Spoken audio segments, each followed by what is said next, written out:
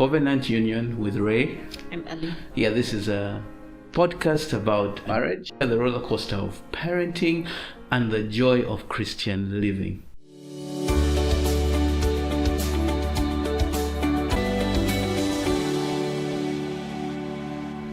In this particular day and age, we see a lot of ups and downs in different types of relationships, but mostly with our children, because we are not sure how to our parenting methods have changed because of the way the world has changed.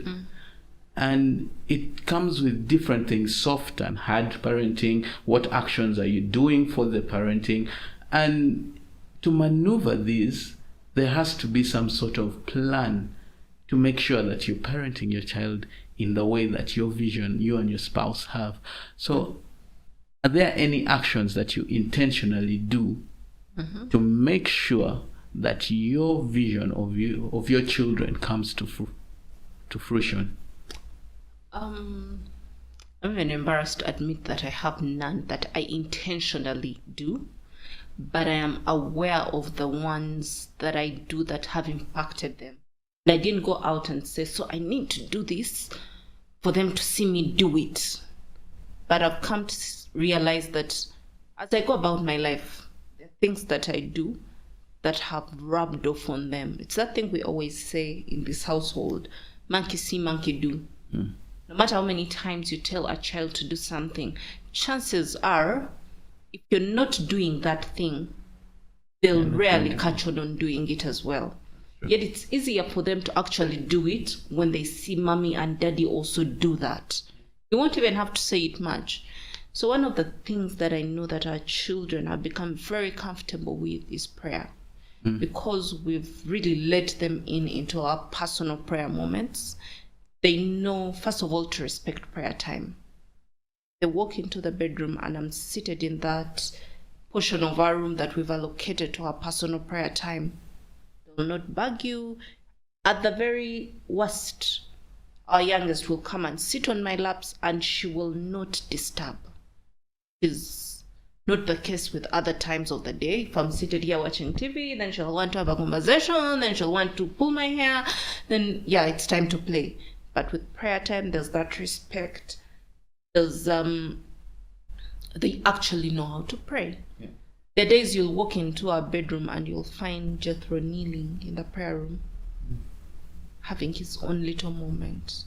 And for me, those just fill my heart much beyond pride, but appreciation of what God can do in a little child.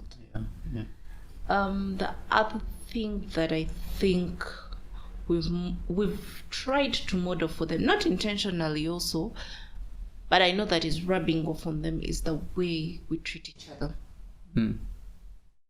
I keep saying that I pray over my children that they'll be good spouses. They'll be very intentional spouses. And they know what respect looks like, how to treat your spouse with respect, how to treat them with love, just from seeing the way we treat each other. And we don't have this thing on lock all the time. We have our moments, but we are also not afraid to be affectionate with each other when our children are there. We are not afraid to tell each other we love each other when the children are there. It's some of the things I grew up never seeing. Yeah.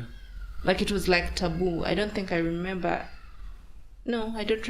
any of the households I grew up in. My uncles ever telling my aunties they loved them, and their actions said they did very, very much. They are some of the most loving couples, but it was never verbalized.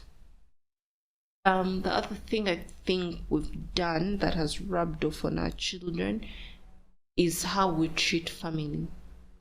Like for us, family is priority. Our door is always open to people, and when they come into our home, it's one of the things very close to my heart. I think growing up in so many homes, I'm very passionate about making sure that the people who come into our home feel loved, feel appreciated, feel seen, feel like, yeah, this is my home too. I keep praying that our children will carry that forward. that heart of one always open to family. If it's something I can do to help, I'll do it. Whether it's food, whether it's a bed, whether it's a medical bill, whether it's money, if I have it, I pray that they'll always be open. But now watching like how they treat their cousins and relate with them when their cousins are here, it's such a beautiful thing. Like they'll know without even being asked to give up their beds or to share their beds or to share their toys. Those little things that when it's just the two of them, they're even clingy and a little selfish with. They're very open to sharing with their cousins and whoever else comes here. And for me, that says a lot, I think. Yeah. And you? I haven't been very intentional too about the actions that I have to do in front of my kids. And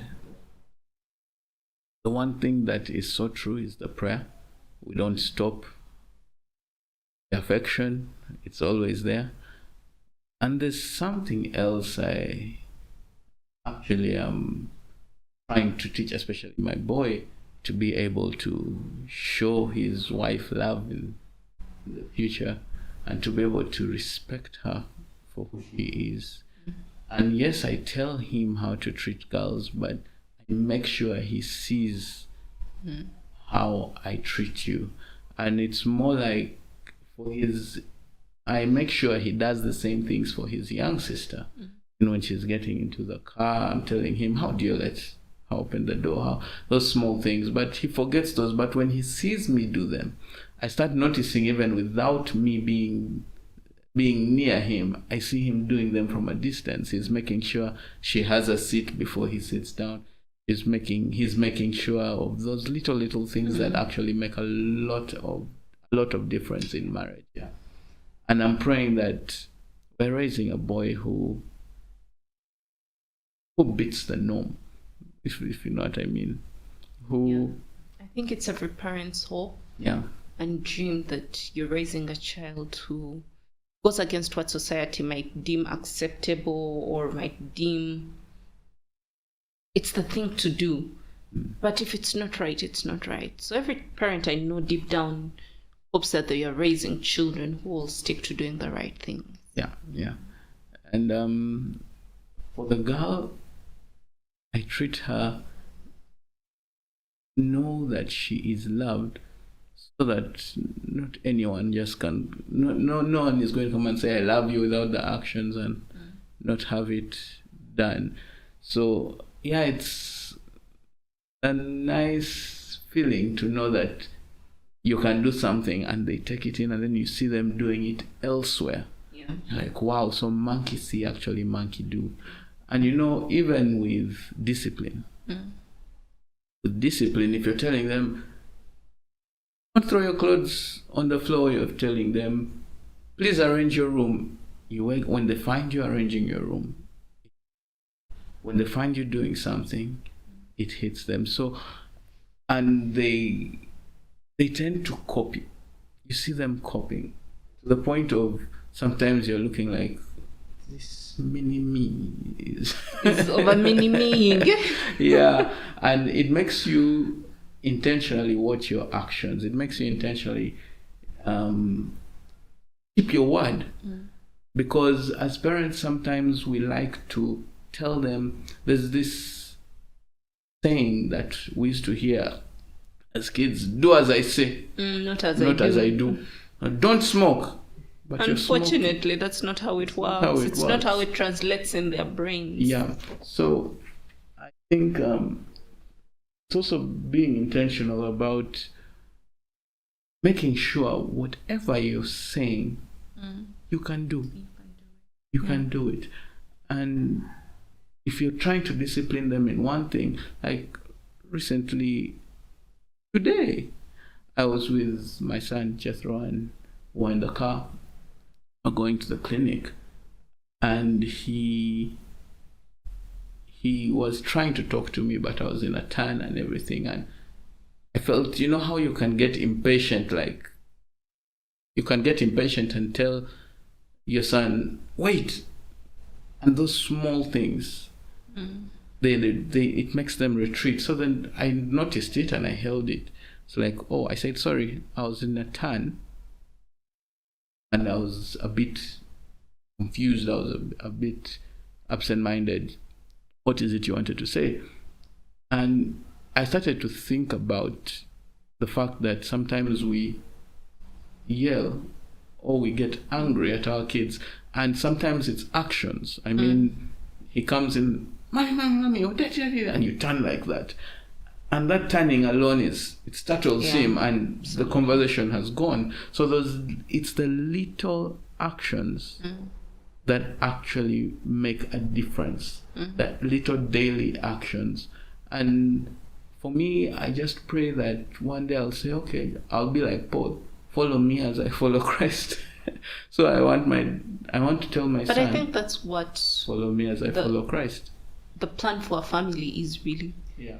When we follow Jesus, and then you have to submit to the head of the home. That is just the idea.